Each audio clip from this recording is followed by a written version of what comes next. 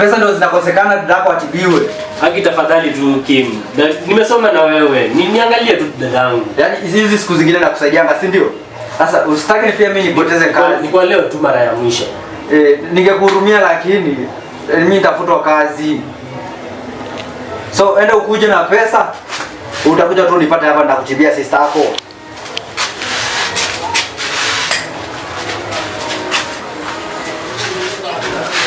Enda ukuje na pesa. Dunia imeharibika wallahi.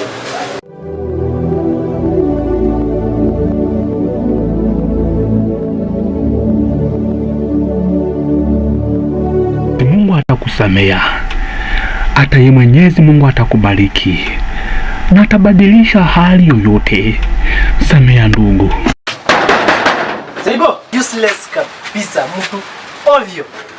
Simon. Simon Peter. Simon. Simon. Yes. Toka nje haraka. Unaniharibia masaa. Simon. Yes.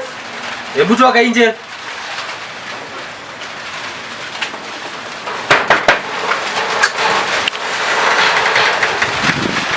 Bwana Simon, nimekuvumilia sana bwana. Unataka tuishi aje? Landlord. Jana nikupigia simu kakwambia ile hali ambapo niko. Landlord, si nakataa kulipa pesa. Hizo ni story za Abunuasi.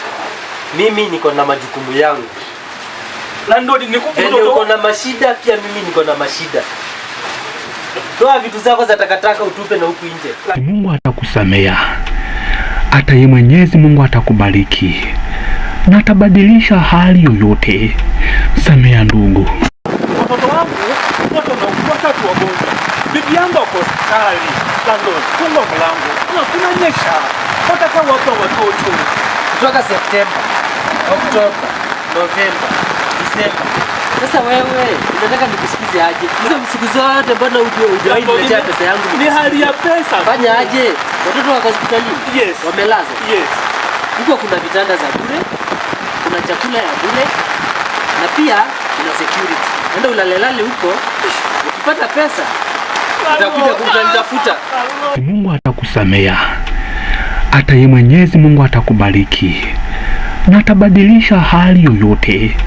Samea ndugu. Mungu atakusamea. Hata yeye Mwenyezi Mungu atakubariki na atabadilisha hali yoyote. Samea ndugu.